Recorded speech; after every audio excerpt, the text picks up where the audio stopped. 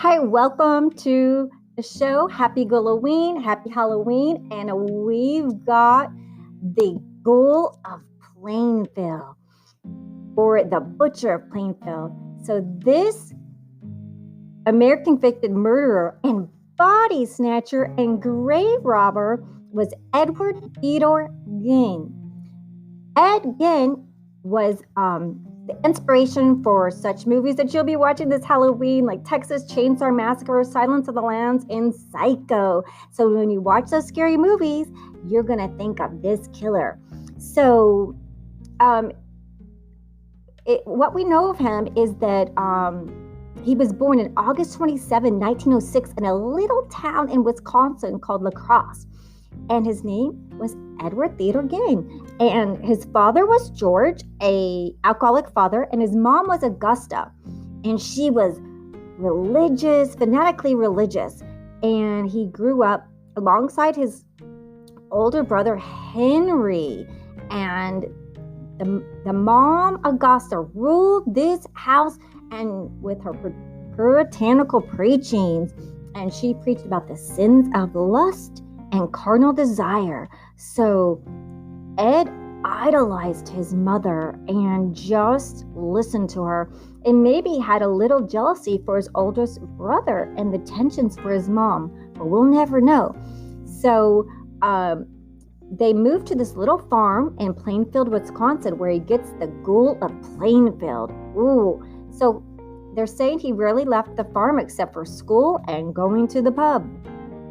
So their father died, and therefore Henry and Ed went to go get jobs to support the families. And one day in 1944, both brothers were burning the dry brush on the property, and then the fire raged out of control, and there his brother died.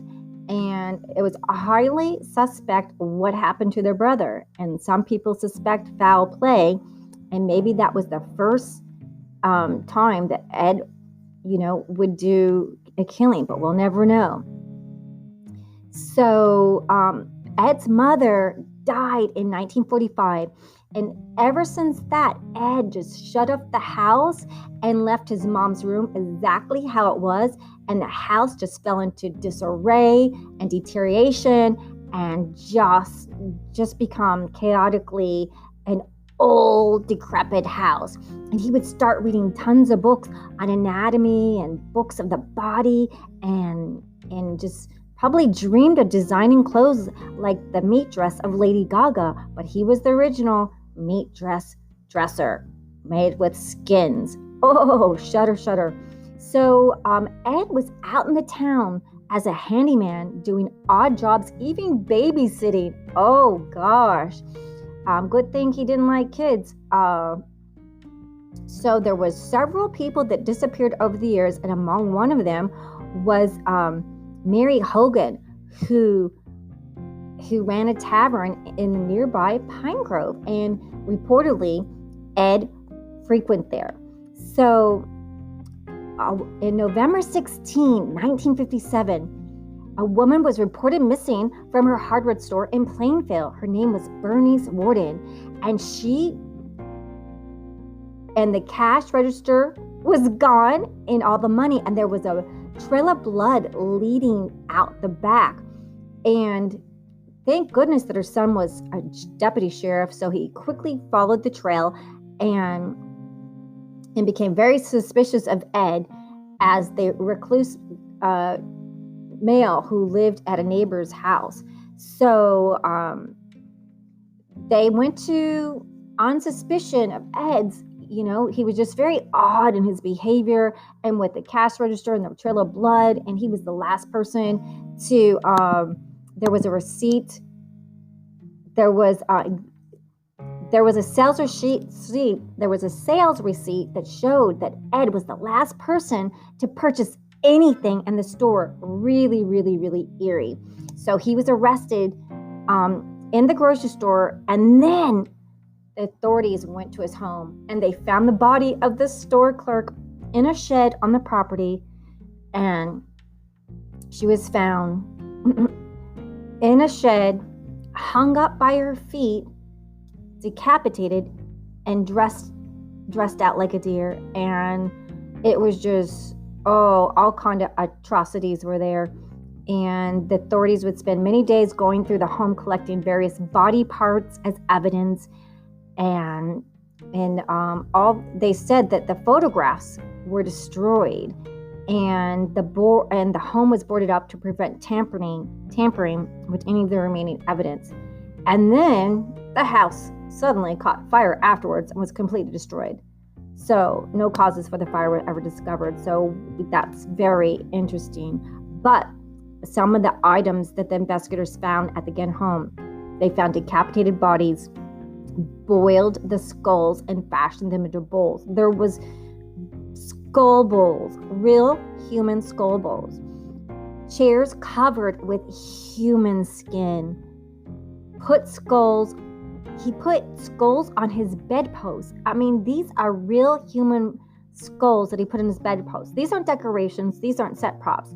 So he got a lot of bodies from the graves. He used human lips as handles on a window shade drawstring.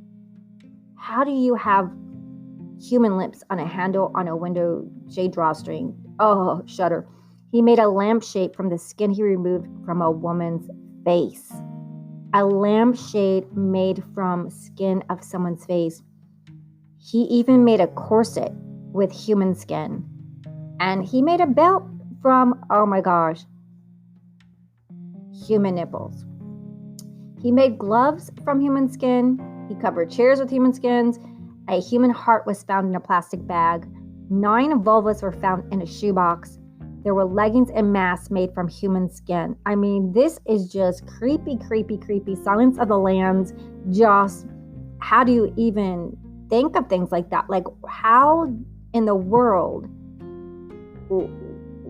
just was he mentally ill? Who was his inspiration back then? There wasn't a lot of TV. It was just radio. I mean, he was just, what happened to him after his mom died? It doesn't make any sense what was going on in this gentleman's head. And so, just really terrible. And then, when he was questioned, Ed confessed to killing Warden and Hogan, the lady 3 years earlier that was missing. And he admitted to digging up numerous corpses from the graves and cutting off body parts and practicing necrophilia. He practiced necrophilia and fashioned masks and skins out of suit to wear around the home. He liked just hanging out at his home with his skins and his skulls and playing with himself and just whatever he was doing over there, eating out of skulls and, just being creative with human skin. It's just mind-boggling to even comprehend.